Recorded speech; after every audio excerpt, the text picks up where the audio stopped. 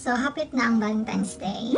Daghan karon ang nangita uyab, nangitag maka-date for Valentine's Day. O daghan po namang uyab na nagbulag, or magbulag pa before Valentine's Day kay uban, dugay na daw kaayo, sumul na daw kaayo, gusto na pag-on na po ka-date, ang nanagong nga rason.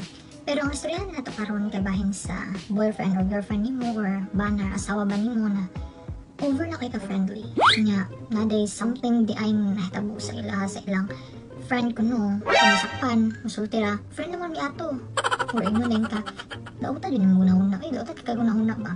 Nga, tama rin itong hinala din mo. Kalamin na lang ko si mong kibot dong. Friend mo sila. Friend sila pero mag-kiss. Friend sila pero mag-uban sa motel. O kaya kaning hotel or sa balay ba na walay kusina. Kabalo kasi balay na walay kusina. Basta mga to balay na walay kusina. Nga, mag-usap sila dito. Mag-takyan, mag-juling, mag-storytelling. Ayun na, diba? Pero bisan pag masakpan mo na sila mo, din na Japon. Ay, nagkuan na mi dito. Business meeting lang mi dito. Business meeting. Pero tayo ka hawd. Ang uban po, si telebabat. Tunga sa gabi eh. Si Japo galing ng cellphone. Nandiyo pa si text. Pag mo, kisa mo na si text. Ay, akong boss. Nay, gusto pa himo. Kuya, barang boss na mo. Di matulog no. Call center lang. Ang uban po, kaya save ang ilang mga tinaguang boyfriend-girlfriend. Save nilang babe sa cellphone. Pag masakpan, pangtaon ni mo. Kisa mo ng babe sa cellphone. Kisa mo na siya ha. Kaya kayo nagana rason. Anaon lang ka oh. Una-una ni mo, dautan kayo ba? Babe, na siya short na siya for bibang. Ha?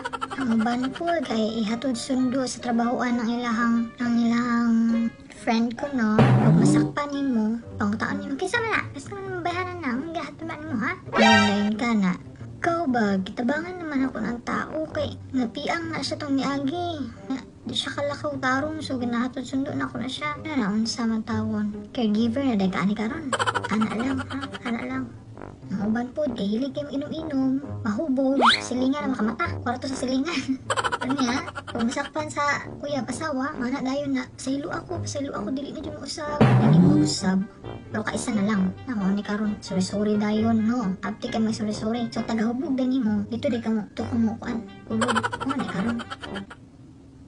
Mga friends, kung super friendly kayo yung mga boyfriend, girlfriend, or yung mga partner, be alert. Dilo eh. Pero okay naman yung friendly pero over gani. Kaya touchy ka ayaw, malibiglahin ng ay.